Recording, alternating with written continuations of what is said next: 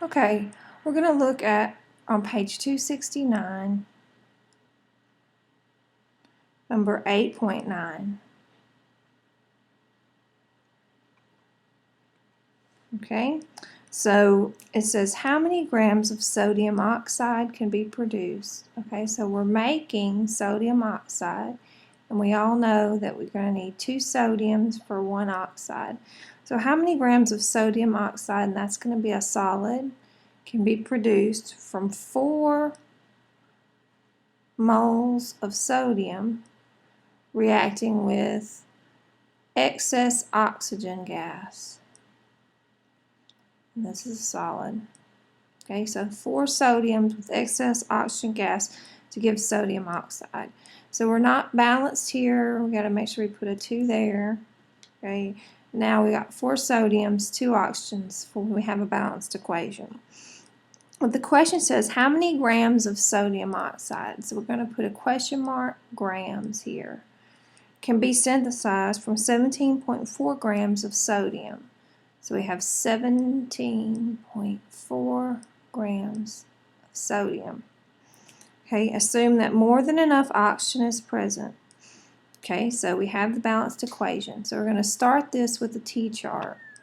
Okay, so we have 17.4 grams of sodium. Now, the only way to be able to get from sodium to talk about sodium oxide is through moles. So first we have to convert to moles. So we need to know how many grams are in a mole of sodium oxide. So we go from grams to moles. We're going to use the molar mass of sodium, which is just the atomic mass, which is 22.99 grams.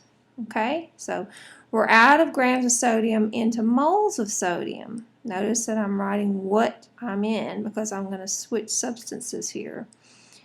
Then the balanced equation tells us that for every 4 moles of sodium,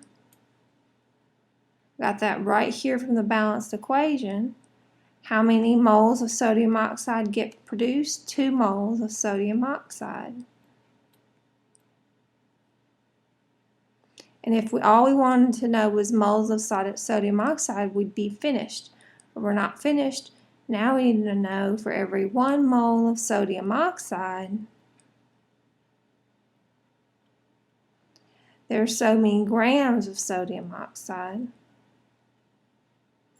We say 2 times sodium's mass plus oxygen, so we get 61.98.